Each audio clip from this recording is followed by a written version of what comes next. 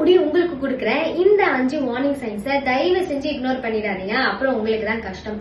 First உங்களுக்கு ரொம்பவே ட்ரையா ஃப்ரிஸியா ஹேர் இருக்கு அப்படின்னா உங்களுக்கு புரோட்டீன் அண்ட் ஒமேகா 3 டெஃபிஷியன்சி இருக்குன்னு அர்த்தம்.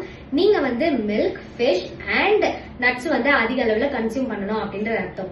ரெண்டாவது விஷயம் என்ன அப்படின்னு பார்த்தோம்னா உங்களோட முடியோட அடர்த்தி நாளுக்கு நாள் குறைஞ்சுக்கிட்டே போகும்.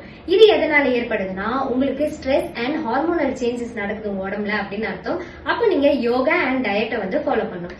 மூணாவது வார்னிங் சைன் ஒரு நாளைக்கு ஒருத்தருக்கு 50 இருந்து 100 முடி வரைக்கும் தாராளமா கொட்டலாம். இதையும் தாண்டி ரொம்பவே அதிகமா முடி கொட்டுது அப்படின்னா உங்களுக்கு விட்டமின் டி டெபிஷியன்சி இருக்குன்னு அர்த்தம்.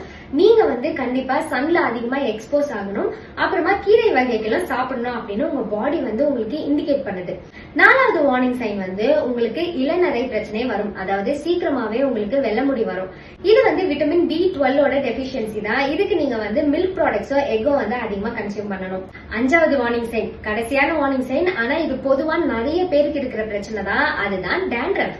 இந்த டேண்ட்ரஃப் எதனால உங்களுக்கு வருது அப்படின்னா உங்களோட உடம்புல ஹைட்ரேஷன் லெவல் ரொம்பவே கம்மியா இருக்கு அப்படின்னாலும் இல்ல ஜிங்க் லெவல் ரொம்பவே கம்மியா இருக்கு அப்படின்னாலும் உங்களுக்கு டேண்ட்ரஃப் வரும். இந்த டேண்ட்ரஃப் வரக்கூடாது அப்படின்னா நீங்க அடிக்கடி ஹைட்ரேட் ஆகிட்டே இருக்கணும்.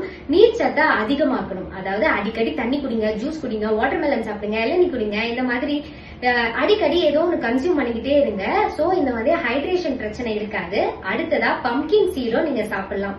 சரி, அடிக்கடி எனக்கு முடி கொட்டிட்டே இருக்குன்னு ஃபீல் பண்ற உங்களோட ஃப்ரெண்டுக்கு இந்த வீடியோவை ஷேர் பண்ணிடுங்க.